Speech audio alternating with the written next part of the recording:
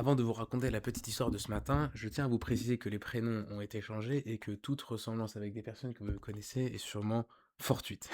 C'est l'histoire d'un jeune Eli qui, à l'époque du Covid-19, s'était mis dans le business des gants et qui donc vendait des gants. Et à un moment donné, il reçoit 4 commandes de clients, et chaque client lui laisse un bel acompte, et donc il commande auprès de ses fournisseurs des gants pour une somme de 3,6 millions de dollars, en payant 1,5 million de dollars en avance. Donc c'est de belles sommes.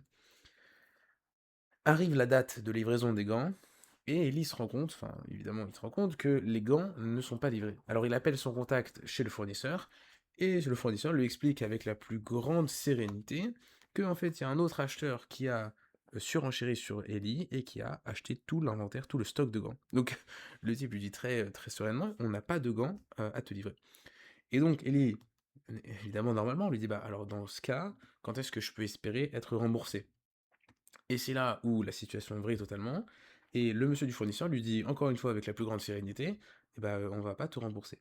Pourquoi? Parce qu'en fait, quand l'acheteur nous a pris tout notre stock, on a voulu commander auprès d'un autre fournisseur, donc on a voulu sous-traiter quoi, des gants, et eux nous ont dit qu'ils n'en avaient plus après qu'on les ait payés, et ils ont refusé de nous rembourser, donc nous aussi, on refuse de te rembourser. Et alors là, c'est le choc absolu, on peut imaginer ce que c'est. Déjà, de pas avoir les gants livrés, c'est une faute professionnelle grave et c'est extrêmement énervant.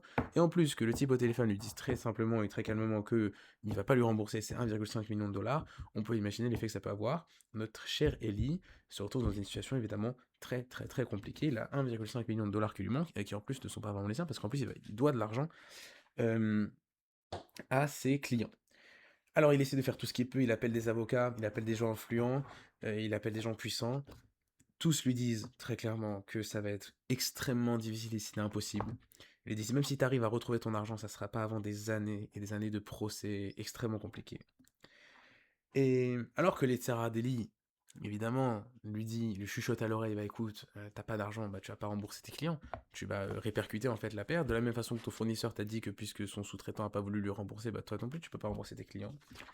Et là, la Emouna de Eli, qui peut-être écoutait le podcast L'Instant Emouna, lui a chuchoté à l'autre oreille, lui a dit mais qui c'est qui gère? C'est Hachem qui gère.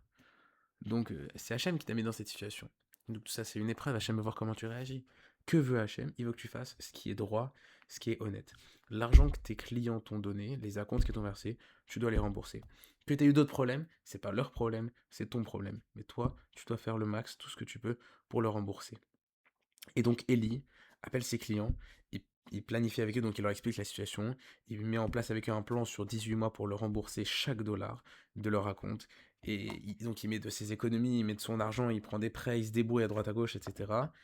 Et dans les 2 jours, des choses s'enchaînent de façon franchement miraculeuse, et le fournisseur d'Ellie le rappelle, et il lui dit finalement, voilà, tout s'est arrangé, on va te rembourser tes 1,5 million de dollars. Non seulement cela, mais on accepte de prendre sur nous 70% de toutes les charges que tu as eues auprès des avocats pour tenter de récupérer cet argent. Et donc Eli, quand il raccroche avec le fournisseur, il lève les yeux vers le ciel et il se dit, voilà, Hachem, tout le monde m'avait dit que c'était fichu, tout le monde m'avait dit que je récupérerais jamais cet argent, mais voilà, j'ai fait ce que je devais faire, j'ai été droit, Neki, Rapaim, Ouvar, Levav, j'ai eu les mains propres, j'ai refusé de voler, d'être malhonnête, de faire des choses qui n'étaient pas droites à mes clients, j'ai eu Ouvar, Levav, le cœur sûr que c'était toi, sûr que tout venait de toi, sûr que c'était toi qui m'avais mis dans cette situation, que c'était une épreuve de toi, j'ai été droit, j'ai été honnête, et en retour, voilà, Hachem, tu m'as délivré, tu m'as permis de sortir de cette situation. Voilà, simplement une histoire pour illustrer l'idée qu'on a évoquée dans l'épisode précédent. On avait dit que la meilleure façon d'augmenter sa parnassa, d'augmenter sa bracha, eh bien c'était tout simplement d'être honnête. Parce que lorsqu'on est honnête, et qu'on est honnête parce qu'on a conscience que c'est Hachem qui gère le monde et que c'est Hachem qui nous donne notre parnassa, alors Hachem nous récompense et il paye au centuple et même voire au millième ou au milliardième. C'est ce que je vous souhaite à tous encore une fois. Très belle journée à tous.